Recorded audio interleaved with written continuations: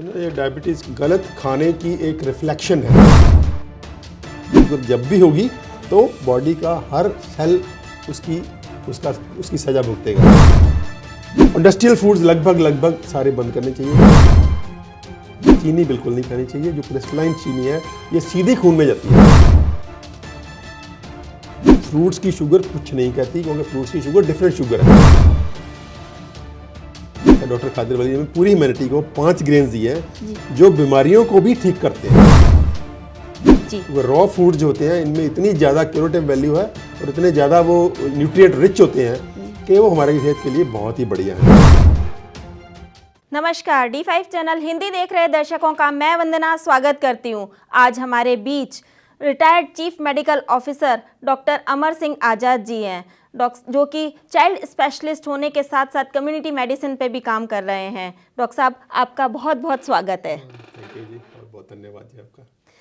आजकल देखा गया है कि डायबिटीज़ की बीमारी बहुत ज़्यादा चल रही है, तो डॉक्टर साहब सबसे पहले हमें ये बताइए कि जो डायबिटीज़ की बीमारी होती है ये क्या होती है, कैसे होती है? और ये डायबिटीज़ की जो बीमारी है ये एलोपैथी में तो इसको बीमारी मानते हैं, लेकिन हम जो रिसर्च नहीं हो रही है आज दुनिया में उसमें हम इसको बीमारी नहीं मानते जी। तो ये this is not a disease. ये क्या है, एक गलत खाने की एक रिफ्लेक्शन है जी कि हम कुछ गलत खा रहे हैं, इसकी वजह से हमारी ब्लड शुगर बढ़ रही है। उसको उन्होंने नाम दे दिया diabetes mellitus. Actually it is not a disease. ये तो आगे जब ब्लड शुगर बढ़ जाती है तो वो डिजीज़ करती है जी। तो अपने आप में उसको बीमारी मानना ठीक नहीं है, क्योंकि तो सिर्फ एक अलामत है रॉन्ग फूड्स की, गलत किस्म के फूड्स की। जी डॉक्टर साहब, हमें क्या चीज़ खानी चाहिए और क्या चीज़ नहीं खानी चाहिए? वो उससे निकलेगा कि हमको इसको क्या समझते क्या है डायबिटीज़ को। अगर ये बीमारी नहीं है तो फिर क्या है जी। तो उसमें बेसिक ना एक फंडा है ग्लूकोज का, उसको समझना बहुत ज़्यादा ज़रूरी है। मैं उसको पहले क्लियर कर दूं जी बिल्कुल, क्योंकि उसी से फिर सारा जो दारोमदार है डायबिटीज़ का उस फंडे पे खड़ा है जी कि वो एक ग्लूकोज नाम की चीज़ है। जी। ग्लूकोज वो फाइनल मॉलिक्यूल है जिससे एनर्जी पैदा होती है जी बॉडी में। जी ग्लूकोज फूड से आती है, जी। लेकिन कोई भी फूड हो अगर उससे एनर्जी पैदा करनी है बॉडी को तो उसमें को पहले ग्लूकोज में कन्वर्ट करना पड़ेगा। जी। तो वो ग्लूकोज को ब्लड में जाती है, तो ब्लड से इंसुलिन उसको लेकर के हर सेल तक जाती है। जो हमारी सेल की जो शरीर की कोशिकाएं हैं, जैसे हमारा शरीर बना हुआ है 1 करोड़ कोशिकाओं का जी। 1 करोड़ यानी कि एक के साथ 14 जीरो लगा दें तो इतने सेल्स का है। तो हर सेल में वो ग्लूकोज एंटर होनी चाहिए जी। तभी वो काम करेगा। और कौन एंटर करवाता है उसको?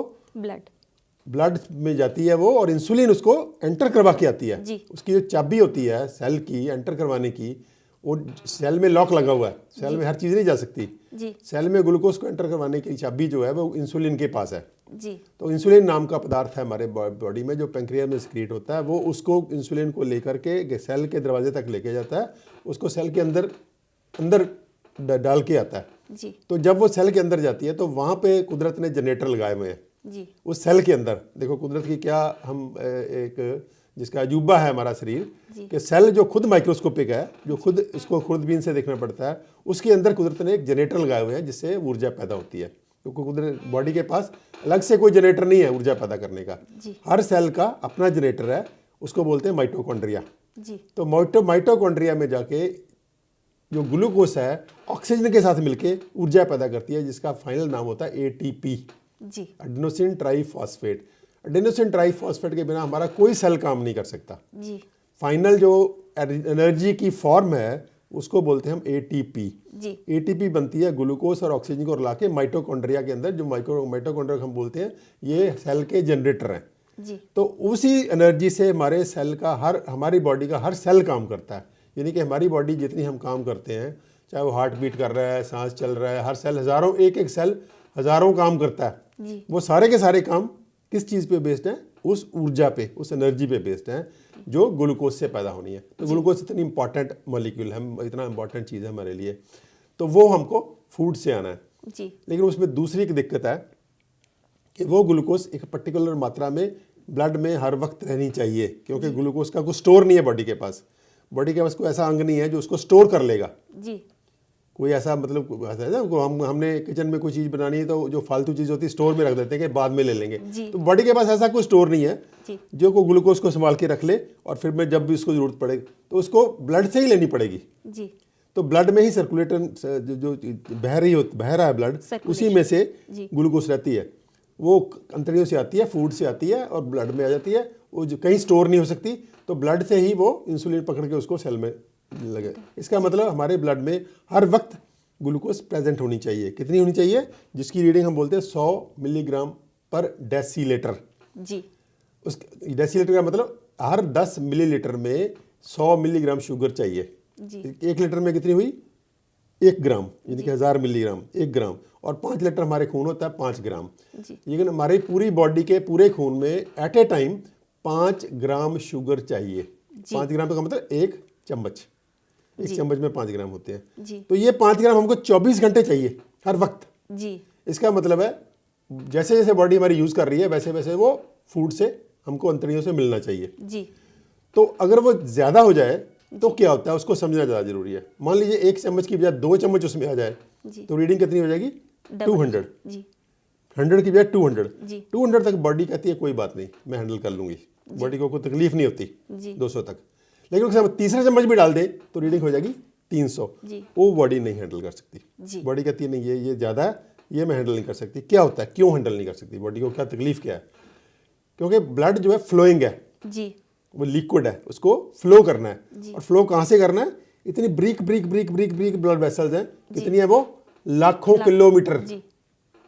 हमारी बॉडी में टोटल मिला दे तो कई लाख बन जाती हैं, लेकिन थोड़ी थोड़ी बड़ी को भी कांपना लगा, ये कम से कम 1 लाख किलोमीटर की ब्लड वेसल है, जिसमें बहुत सी ब्लड वेसल इतनी छोटी हैं वो कि उसमें वो दिखती भी नहीं, उसको भी माइक्रोस्कोप से देखना पड़ेगा। तो अगर वहां से खून को गुजर के हर सेल तक पहुंचना है, तो खून तो हर सेल को चाहिए, तो इसका मतलब वो खून पतला होना चाहिए। अगर वो गाढ़ा हो जाएगा तो वो वहां से नहीं जा पाएगा। जैसे हम मान लीजिए एक पाइप में पानी दे रहे हैं अपने गार्डन में, तो उसमें अगर कीचड़ डाल दे तो क्या होगा? ब्लॉक हो जाएगा और वो कीचड़ पाइप को परमानेंटली बंद कर देगा, उसको चिपक जाएगा उसके साथ। तो यही खून से होता है। अगर हमारे ब्लड में ग्लूकोज ज़्यादा होगी तो वो खून गाढ़ा हो जाएगा, गाढ़ा होने की वजह से वो ब्लॉक हो जाएगा और हर सेल को ग्लूकोज नहीं पहुंचेगी। लेकिन ये तो सर्वाइवल का मसला है। जो जहाँ पे सर्वाइवल आ जाती है, कुदरत उसको टॉलरेट नहीं करती। तो कुदरत जो होती है हमारी सर्वाइवल के लिए इतनी चिंतित होती है कि वो कोई ऐसा काम नहीं होने देती जो हमारी सर्वाइवल को खतरे में डाले। तो वो क्या करती है? ग्लूकोज को कहीं ना कहीं फेंकती है। फिर अगर हम ज़्यादा ऐसा फूड खा रहे हैं जो हमारे खून में हर साल फ्लड कर रहा है, तो कुदरत उसको फिर बॉडी क्या करती है? उसको फेंकती कहीं ना कहीं। क्या करेगी? कोलेस्ट्रॉल बना देगी, ट्राइग्लिसराइड बना देगी, या फैट बना के आपके पहले अंतड़ियों में जमा देगी, ओबेसिटी हो जाएगी आपको। तो अलग अलग तरह से वो ग्लूकोज को डील करती है, क्योंकि उसके पास कोई और चारा नहीं है। हमने उसको इतनी ज़्यादा ग्लूकोज फेंक दी खाने में कि बॉडी के पास कोई चारा नहीं। उसको बचाने के लिए, उसकी सर्वाइवल के लिए, उसको ज़िंदा रखने के लिए उसको वो करना पड़ेगा। तो उसकी जो कॉन्सिक्वेंसेस होती हैं वो इतनी बुरी होती हैं कि उससे जो बॉडी को करना पड़ता है उससे आगे बीमारियां पैदा होती हैं। तो ये पूरे का पूरा फंडा जो ग्लूकोज का, ये हमको समझना है कि ग्लूकोज तो चाहिए, बहुत ज़रूरी है जिंदा रहने के लिए, लेकिन ज़्यादा नहीं चाहिए। 100 से लेकर 200 मिलीग्राम के बीच में हमको फ्लक्चुएट करनी चाहिए। कम होगी तो भी हम तकलीफ में जाएंगे और ज़्यादा होगी तो भी तकलीफ में जाएंगे। लेकिन हम क्या कर रहे हैं? हमारे फूड में ग्लूकोज पैदा करने वाले जो फूड्स हैं इतने ज़्यादा हैं वो, जिसमें एकदम से ग्लूकोज का हड़ आ जाता है। तो वो फूड हम खाते हैं। मान लीजिए उदाहरण के तौर पे कोका कोला है, आप पीते हो, तो उसमें कितनी शुगर है? 6 से लेके 8 चम्मच शुगर एक कोका कोला की बोतल में है। और हम खड़े खड़े बड़े ही शौक से, बड़े फैशन से कई बार 1 से भी ज़्यादा ग्लूकोज की बोतलें पी जाते हैं। साथ में क्या खाते हैं हम लोग? आइसक्रीम खाते हैं, पेस्ट्री खाते हैं, मिठाई खाते हैं, फास्ट फूड्स खाते हैं। सारे के सारे क्या है वो? दे आर ऑल फूड्स जो ग्लूकोज को थोक में पैदा करते हैं, होलसेल पे। और उसके अलावा भी 2 हम अनाज खाते हैं, चावल और गेहूं। दोनों की यही प्रॉब्लम है कि वो भी शुगर में कन्वर्ट हो जाते हैं। ठीक है, तो चावल से, गेहूं से 1.5-2 घंटे में फ्लडिंग शुरू हो जाती है उसकी। और ये जो हम कोका कोला और ये फास्ट फूड्स खाते हैं, इसमें तो एकदम से जी तो ये ग्लूकोज शुगर का जो बेसिस है ग्लूकोज का, इसको समझना बहुत जरूरी है कि हमको वो फूड खाने हैं जिनसे ग्लूकोज धीरे धीरे धीरे धीरे रिलीज हो, जी एकदम से रिलीज रिलीज ना ना हो। हो। तो आज की मॉडर्न लाइफ की ये प्रॉब्लम है वंदना कि वो हमारे फूड जो हैं वो ग्लूकोज की फ्लडिंग करने वाले हैं। तो इसकी वजह से हम उसकी जो रिफ्लेक्शन होती है, अभी कोई आदमी डायबिटिक है या नहीं डायबिटिक है उससे ज़्यादा फर्क नहीं पड़ता। जी डायबिटिक वो लोग हैं जिनकी शुगर बढ़ने लगी है, और नॉन डायबिटिक वो है जिनकी अभी शुगर बढ़ी नहीं लेकिन फूड उनका भी वही है। जी उनकी बॉडी अभी कॉम्पेंसेट कर रही है, और अभी उनकी बॉडी सक्सेसफुली ट्राइग्लिसराइड में, फैट में, कोलेस्ट्रॉल में क्या क्या जमाई जा रही है। जी तो जब तक वो जमाती रहती है वो ग्लूकोज नहीं बढ़ने देती, क्योंकि ग्लूकोज बढ़ने का मतलब सर्वाइवल ठीक खतरे है में। तो सर्वाइवल को वो बचाने के लिए वो पहले क्या करती है, ट्राइग्लिसराइड बनाती है, फैट बनाती है। तो वो जो जमता है जाके फिर जी धमनियों में, खून की नाड़ियों में जमता है, कहीं गुर्दे में, जबकि फैटी लिवर आजकल बहुत कॉमन हो गया। जी वो फैटी लिवर क्यों कॉमन है? क्योंकि फैट जो एक्सेसिव बन रहा है, जो ग्लूकोज से बन रहा है, वो जाके कहीं ना कहीं जम। तो ये सारे का सारा फंडा, इसको समझना ज़्यादा जरूरी है कि हमारे फूड जो है असल में वो डायबिटीज़ हैं। जी डायबिटीज़ बीमारी डायबिटीज़ नहीं है, डायबिटोजेनिक फूड जो है, जो हमारी डायबिटीज़ पैदा करने वाले फूड है, असल में बीमारी वो है। तो उसको हमको ठीक करना है। जी डॉक्टर साहब, जब एक आम इंसान को डायबिटीज़ हो जाती है तो कैसे पता चलता है या क्या सिम्टम्स है जिनसे पता चलता है कि इस इंसान को डायबिटीज़ हो गई है? डायबिटीज़ के जो क्लासिकल सिम्टम वही होते हैं कि प्यास ज़्यादा लगती है, भूख ज़्यादा लगती है, सुसु ज़्यादा आता है। तो ये तो 3 ट्रायड सिम्टम गिनते थे हम, लेकिन आमतौर पे ये सिम्टम लोगों को पता नहीं चलते टाइमली। तो उससे पहले ही उनको कॉम्प्लिकेशन आने लगती है, किसी के पाँव सुनने लगते हैं, कॉम्प्लिकेशन आगे इसकी बहुत बड़ी बड़ी।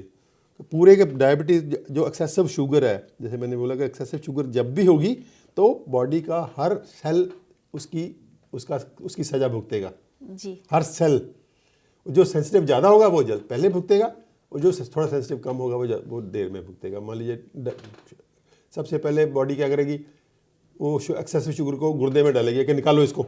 जी तो किडनी मार में आ गई, जी ठीक है ना। और लिवर किडनी मार में आ गई, क्योंकि किडनी का काम ये है उसको बाहर निकालने का। एक्सेसिव है, वो ज़्यादा है, तो बॉडी इसको कहती है निकालो इसको फटाफट बाहर। तो फटाफट निकालेगा तो उसके पहले तो वो मरेगा। जिसके पास जहर ज़्यादा आएगा, कोई जहरीली चीज़ है, आप किसी जिसको पहले दे दोगे तो वो पहले मरेगा।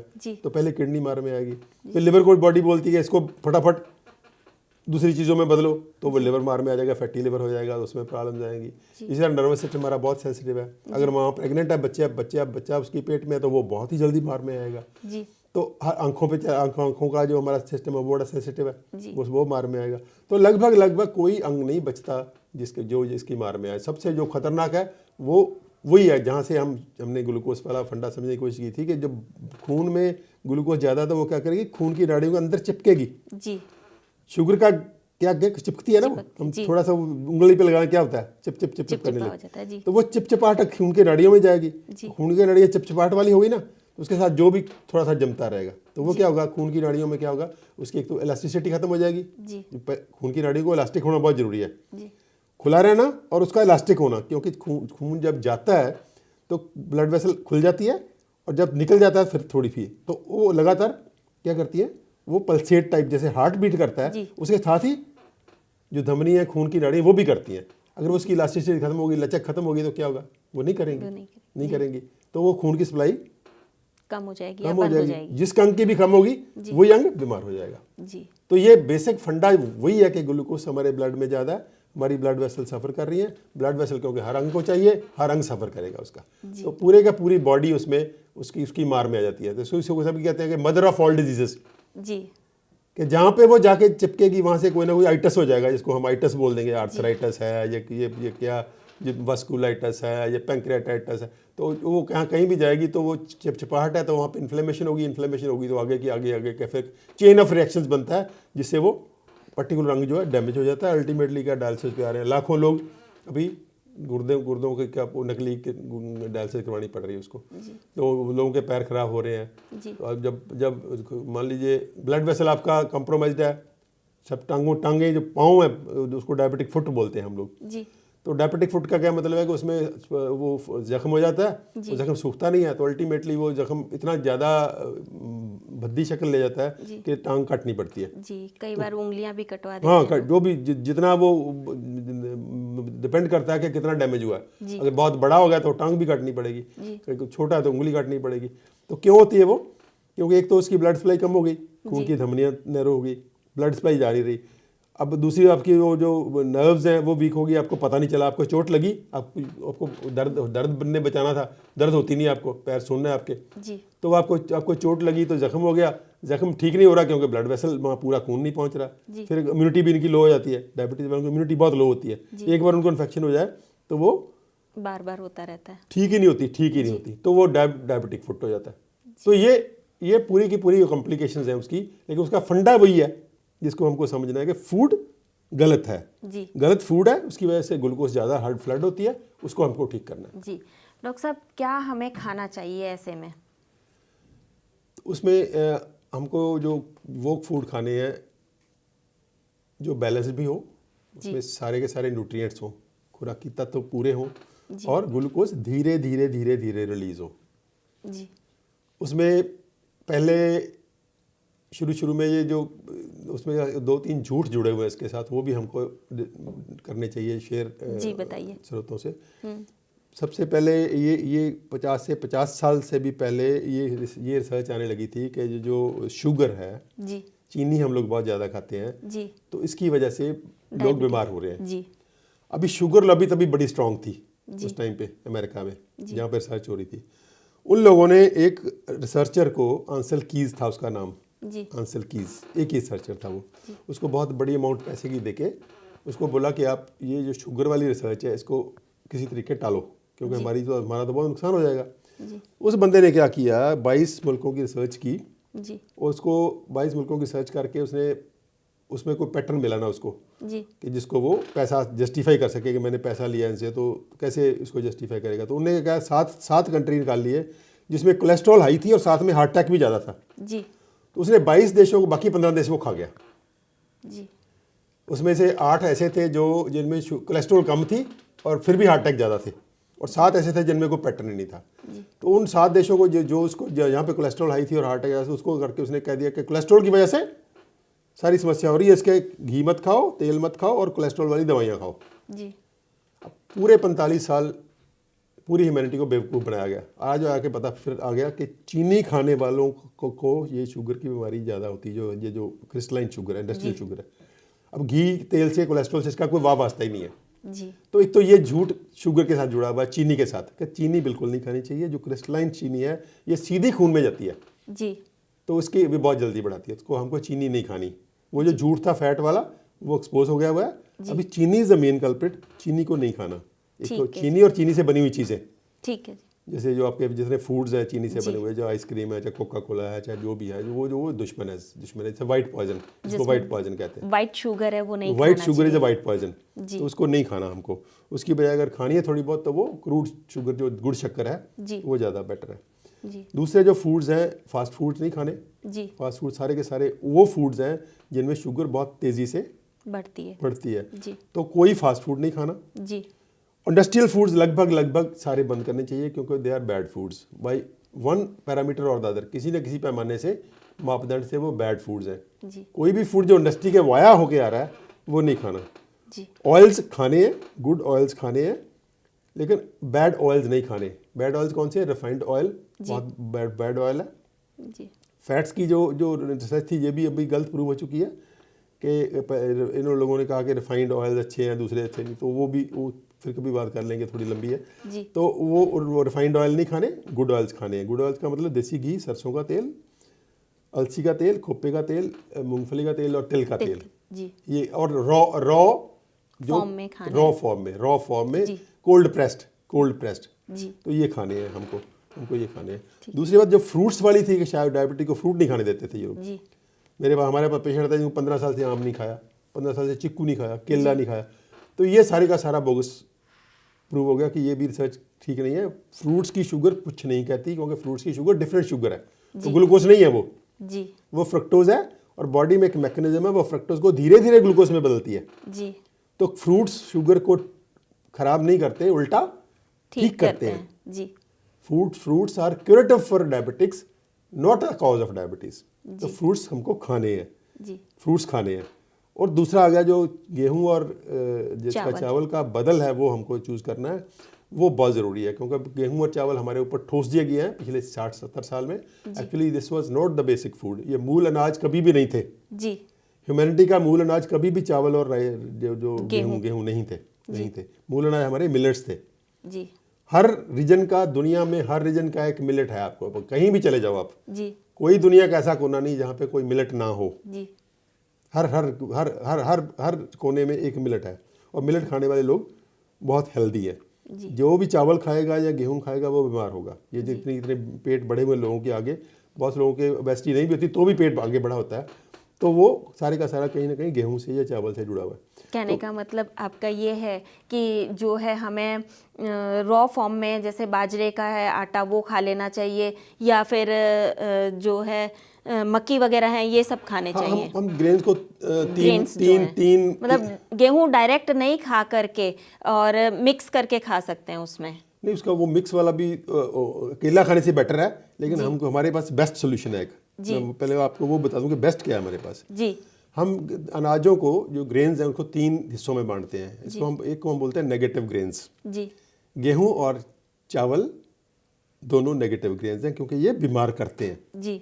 एक को हम बोलते हैं न्यूट्रल ग्रेन्स, यानी कि वो हेल्दी को हेल्दी रखेंगे, बीमार नहीं होने देंगे, लेकिन वो बीमार को ठीक नहीं कर सकते जी, बीमारियों को क्योर नहीं कर सकते जी। उसमें हम गिनते हैं बाजरा जी, आपका, ज्वार, रागी जी, मक्की जी, और इसमें आएगा वो आपका क्विनोआ, और एक वो आती है तो उसको बोलते हैं चुलाई। जी, ये 6-7 ग्रेन है जिसको हम न्यूट्रल ग्रेन्स बोलते हैं। ये हेल्दी के लिए बहुत हेल्दी है। जी, अब बाजरे खाने वाला बीमार नहीं होगा, लेकिन अगर पहले से कोई बीमार है तो वो बाजरा खा के ठीक नहीं होगा। जी। उसके लिए हम 5 ग्रेन्स और निकाले हैं। उसमें डॉक्टर खादर वली साइंटिस्ट हैं साउथ के, जी, कर्नाटका के, उनकी वंडरफुल रिसर्च है, पिछले 25-30 साल की उतनी मेहनत है उनकी। जी, उन डॉक्टर साहब ने, डॉक्टर खादर वली ने पूरी ह्यूमैनिटी को 5 ग्रेन्स दिए हैं जो बीमारियों को भी ठीक करते हैं। जी। उनमें फाइबर कंटेंट बहुत ज़्यादा है, 8 से लेके 12%। वो कौन कौन से हैं? वो है हमारा कोदरा। पंजाब के जो लोग हैं वो कोदरे से बहुत परिचित हैं क्योंकि बाबा नानक की, गुरु नानक देव जी की साखी है उसके साथ जुड़ी हुई कि भाई लालो के पास जाके उसने कोदरे की रोटी खाई थी जी, उसके मल्क भागों के पकवान छोड़ के। तो वो कोदरा। जी, एक दूसरा एक पॉपुलर है स्वांक, को व्रत वाले चौल हैं, व्रत में खाते हैं लोग, जी, स्वांक के चावल बोलते हैं उसको, जी, वो है। 3 और हैं, कंगनी है, हरी कंगनी है और कुटकी है।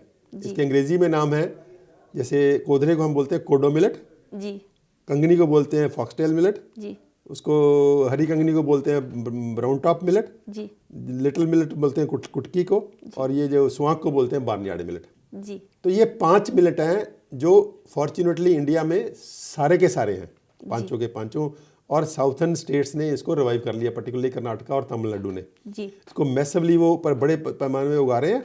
और आज उनकी इतनी सेल है कि वो पूरे इंडिया में भी दे रहे हैं और पूरी दुनिया में जा रहे हैं। उनके जो मिलेट्स हैं वो 5 मिलेट्स हैं जो क्यूरेटिव प्रॉपर्टी से पूरे लबालब हैं, वो क्योर भी कर सकते हैं। तो हमको फूड उन मिलेट्स के बेस्ड खाना है। तो इसका अगर डाइट शेड्यूल करें हम पूरा, तो प्रेफर हम करेंगे कि 2 मील्स हम खाएं मिलेट्स के, जी, कुक्ड फूड के, और 1 मील खाएं प्योर रॉ का। जी, क्योंकि रॉ फूड जो होते हैं इनमें इतनी ज़्यादा क्यूरेटिव वैल्यू है और इतने ज़्यादा वो न्यूट्रिएंट रिच होते हैं कि वो हमारी सेहत के लिए बहुत ही बढ़िया हैं। जी, तो फल सुबह ब्रेकफास्ट, आइडली ब्रेकफास्ट सिर्फ फलों का, जी, लंच से पहले सलाद, और डिनर के पहले सलाद, और लंच और डिनर मिलेट बेस्ड। जी, ये चावल की शक्ल में होते हैं पांचों अनाज। इसकी डिटेल में कभी फिर बात कर लेंगे कि कैसे खाने हैं। जी, तो ये पांचों चावल ही हैं, जी, ये राउंड है, बस गोल चावल है। तो पांचों के पांचों चावल हैं, चावल की तरह बढ़िया खाए जाते हैं, लेकिन आटा भी बन जाता है, रोटी भी बन जाती है। जी, तो ये अगर कोई खाएगा तो वो कभी बीमार नहीं हो सकता। अगर बीमार है तो ठीक हो जाएगा, अगर बीमार नहीं है तो कभी बीमार नहीं होगा, ये गारंटी है। ये पीछे 25-30 साल की जो रिसर्च है, जो पहले कोई इसको आने नहीं दे रहा था क्योंकि ये इसमें इंडस्ट्री नहीं है अभी, जी, क्योंकि इंडस्ट्री इस वक्त जो कॉर्पोरेट कंट्रोल कर रहा है पूरे फूड की इंडस्ट्री को, जी, वो इन फूड से बाहर है, तो इसलिए वो इसको प्रमोट नहीं करते। तो अभी रिसेंटली इसकी पॉपुलैरिटी जो इतनी ज़्यादा बढ़ गई है कि अभी लोग डिमांड करने लगे हैं। जी, तो अभी इनके ऊपर अगर बेस्ड हम फूड खाएंगे तो कोई किसी भी ह्यूमन बॉडी 125 साल के लिए बनी हुई है। जी साइंटिस्टों ने प्रूव कर दिया कि ह्यूमन बॉडी का जो प्रोग्रामिंग है, जिसको हम कंप्यूटर की भाषा में बोले प्रोग्रामिंग है, तो 125 साल की है उसकी। जी मान लीजिए 10-15 साल आप निकाल दीजिए कि हमारे कुछ फैक्टर्स हैं जो हमारे बस में नहीं है, जी फिर भी किसी भी इंसान को 100 साल से पहले नहीं मरना चाहिए, क्योंकि 100 साल से जितने लोग मरते हैं वो किसी न किसी गंभीर बीमारी से मरते हैं। अगर बीमारी नहीं होगा तो कैसे मरेगा? तो 100 साल की इंश्योर्ड लाइफ हम कह सकते हैं इस फूड से। तो डायबिटीज़ तो होगी नहीं होगी, बाकी बीमारियां भी नहीं होगी, और हर इंसान 100 साल से ऊपर जिएगा। डॉक्टर साहब, जिनको डायबिटीज़ हो चुकी है उनको किन बातों का खास ख्याल रखना चाहिए? बस ये तो फूड तो यही है, जी, ये फूड डाइट का प्लान तो- है जिसको हमने बहुत ग्रुपों में भी डाला हुआ है। आजकल सोशल मीडिया के ग्रुप्स में ये डाइट प्लान हमने डाला हुआ है सबका। उसको हम इम्प्रूव भी करते रहते हैं टाइम टू टाइम। तो वो डाइट प्लान ये फॉलो करें, और साथ में दवाई छोड़ने के लिए सिर्फ उसको थोड़ा सा कॉशियस रहना पड़ता है, क्योंकि दवाई छोड़ने की भी गाइडलाइंस बदल चुकी हैं। जो 100 सू वाली रीडिंग है ये आउटडेटेड हो चुकी है। शुगर 250 से नीचे नुकसान नहीं करती।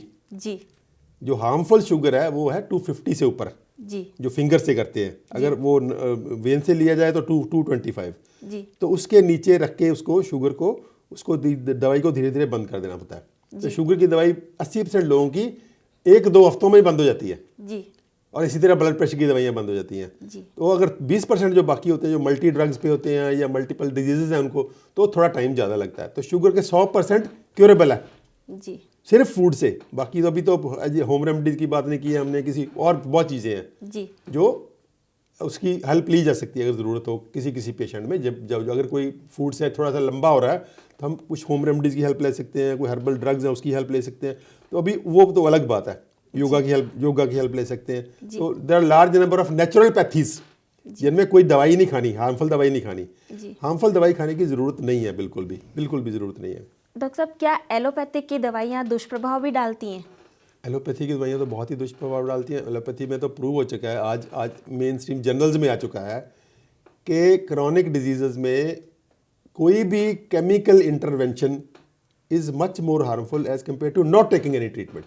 यानी कि आप इलाज ना करवाओ तो बेहतर है केमिकल दवाई खाने से। केमिकल दवाई खा के आप उल्टा अपने आप को नुकसान कर रहे हो, एक तो धोखा दे रहे हो। जी अब मैं छोटी सी एग्जांपल लेते हैं। मान लीजिए आपने डायबिटीज़ की दवाई खाई, रीडिंग तो आपकी लो हो गई, लेकिन शुगर तो कहीं नहीं गई, वो जी शुगर तो वहीं पड़ी है ना, तो वो कहीं ना कहीं जाकर नुकसान करेगी। आपने शुगर तो निकाली नहीं, रीडिंग लो कर दी। रीडिंग लो करने का क्या फ़ायदा है आपको? एक तो फॉल्स सेंस ऑफ आ गई सिक्योरिटी कि मेरी शुगर ठीक है, मैं जो मर्जी करता रहूँ, खाना गलत मलत खाता रहूँ, शुगर की रीडिंग गोली से कम है, तो आपको तो गलत फहमी में आ गए। तो ये गलत फहमी में नहीं रहना। दवाइयों से ट्रीट की हुई शुगर उल्टा हार्मफुल है ना ट्रीट करने से भी। तो इसलिए दवाइयों से, केमिकल दवाइयों से ट्रीट नहीं करनी, फूड से और बाकी लाइफस्टाइल मॉडिफिकेशन से करनी है। जी डॉक्टर साहब, जाते जाते आप हमें 1 या 2 घरेलू उपाय भी बताएं जिनको डायबिटीज़ हो चुकी है और वो अपनी डायबिटीज़ घरेलू इलाज से किस तरह कम कर सकते हैं। इसका घरेलू उपाय एक उसको काढ़े बोलते हैं। काढ़े, हमारे आयुर्वेद में काढ़े का कॉन्सेप्ट था। काढ़ा कोई इतनी बड़ी बात नहीं, कई बार लोग होते हैं पता नहीं कितना मुश्किल होगा बनाना। जी जी सिर्फ जिस चीज़ का काढ़ा बनाना है उसको कषाय बोलते हैं, हिंदी में कषाय बोलते हैं, जी पंजाबी में हम लोग काढ़ा बोल देते हैं, और उसको हर्बल टी भी बोल सकते हो। जी कि रियल पौधों की चाय बना के पीना। जी किसी भी पौधे को आपने काढ़ा बनाना है तो उसको 5 मिनट बॉयल करना है स्लो आंच पे, 2 मिनट ढकी रहने देना, उसके बाद उसको पी लेना है। उसमें अगर टेस्ट आपको अच्छा नहीं लग रहा तो आप गुड़ या शक्कर थोड़ी सी डाल सकते हैं। तो वो काढ़े जो है शुगर के साथ अगर काढ़े पी लेगा बंदा, तो वो तो काढ़ा मेथी का पी सकता है, वो जी पुदीने का पी सकता है, जी जो हार श्रृंगार होता है उसका पी सकता है, अमरूद का पी सकता है। जी तो ये 2 या 3 टाइम अगर चाय की जगह जी चाय छोड़नी है, कैसे मैं भूल गया, मिल्क छोड़ना है। जी milk is the real culprit of bad health. जी दूध और दूध की बनी हुई चीज़ें हमको छोड़नी है, पर्टिकुलरली 4 चीज़ें, दूध वाली चाय, मिठाई और पनीर। जी अगर लेनी है थोड़ी बहुत तो दही लस्सी ले सकते हैं और मक्खन घी ले सकते हैं। जी लेकिन ये 4 चीज़ें जो है दूध वाली चाय और मिठाई और पनीर, ये भी इनको भी छोड़ना है। जी तो इन चाय की जगह ये वाली चाय पीनी है, जी ये जो पौधों वाली चाय है। जी। तो ये पौधों वाली चाय उल्टा क्या करेगी, डिटॉक्सीफाई करेगी। आज एक नया कॉन्सेप्ट है जिसको ना समझना बहुत जरूरी है, उसको हम बोलते हैं डिटॉक्सिफिकेशन। कि आपको अपनी बॉडी को लगातार डिटॉक्सीफाई करना पड़ता है तो आप सेहतमंद रह सकते हो। जी अगर आप डिटॉक्सीफाई नहीं करोगे तो आपकी बॉडी में इतने टॉक्सिन क्यूमुलेट हो जाएंगे कि आप बीमार होगे। जी तो डिटॉक्सिफिकेशन में फ्रेश जो रॉ फूड्स हैं वो हेल्प करते हैं, मिलेट्स भी डिटॉक्सिफाई करते हैं। और ये जो काढ़े हैं, हमने 60 प्लांट आइडेंटिफाई किए हैं, 60 प्लांट का आप काढ़ा पी सकते हो। उसमें ज़्यादातर पत्ते हैं, उसके कुछ बीज है या कुछ और चीज़ें हैं, जैसे गिलों का गड़ा है, गिलों का गड़ा पी सकते हो। तो ये जो काढ़े हैं 60 प्लांट्स के, इनमें से डिजीज वाइज 2 3 4 प्लांट्स के आप काढ़े पी सकते हो। तो उसकी ये पूरे का पूरा डाल दे तो डिटॉक्सिफाइड रहती है बॉडी, और कोई बीमारी आपके पास फटकती भी नहीं। जुकाम से लेके कैंसर तक कोई बीमारी नहीं होगी आपको। आपको ये 100% फ्री हेल्थ इंश्योरेंस है जी अच्छे खाने से। जी डॉक्टर साहब ने हमें बहुत ही महत्वपूर्ण बातें बताई आज। डॉक्टर साहब आप यहाँ आए, आपका बहुत बहुत धन्यवाद। आपका भी बहुत बहुत धन्यवाद जी। आप जो काम कर रहे हैं उसकी वजह से ये सारी की सारी जो जानकारी है हम लोगों तक पहुँच रही है। आपका तो बहुत सबसे ज़्यादा धन्यवाद। आपने देखा कि अभी डॉक्टर साहब ने हमें कितनी सारी महत्वपूर्ण बातें बताई। अगर आपके भी इनसे जुड़े कोई और सवाल हो या किसी और विषय पे आपको जानकारी चाहिए तो हमें कमेंट बॉक्स में ज़रूर लिखिएगा। अगले एपिसोड में आपसे फिर मुलाकात होगी, तब तक के लिए नमस्कार।